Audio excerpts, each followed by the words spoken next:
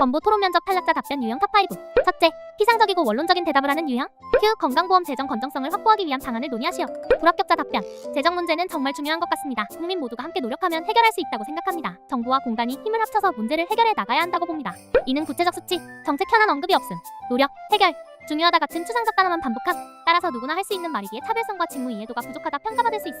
합격자들의 답변은 이처럼 근거를 제시하고 수치를 언급해서 다각적인 접근을 할 필요가 있음.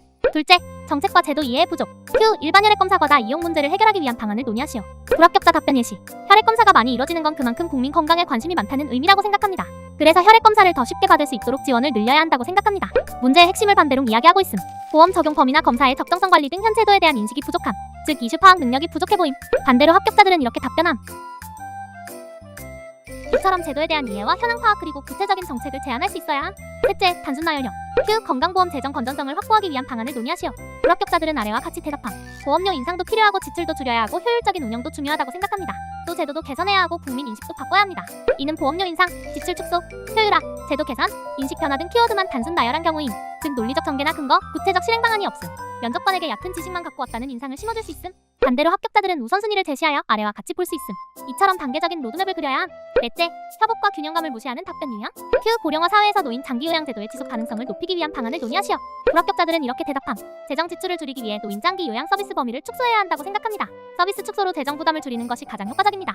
재정 절감만 강조하고 서비스 이용자의 권익이나 공단의 공공성 역할을 무시하는 답변. 협업 균형 관점 즉 재정 건정성과 사회적 불분 책임을 고려하지 않아 편향된 시각으로 평가함. 따라서 사회적 가치와 균형 잡힌 시각 부족이라는 인상을 심어줄 수 있음.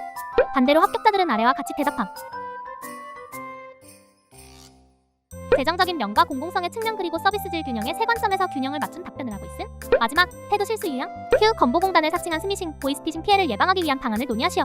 불합격자들은 이렇게 대답함. 그건 사실 너무 당연한 문제 아닙니까? 그냥 사람들이 조심하면 되는 겁니다. 다른 의견은 필요 없을 것 같습니다. 동료의 발언을 무시하고 독단적인 태도를 보임. 이때 면접관은 답변이 내용보다 팀워크, 협업 태도에 대해 크게 감점을 하게 될 것. 공기업 면접에서는 특히 조직적 합도와 협력을 중시하기 때문에 합격 불가 판정을 내릴 수밖에 없음. 반대로 합격자들은 아래와 같이 답변함. 이런 식으로 동료의 의견을 존중하는 동시에 협업을 강조해주면서도 추가적인 아이디어를 제시할 수 있음.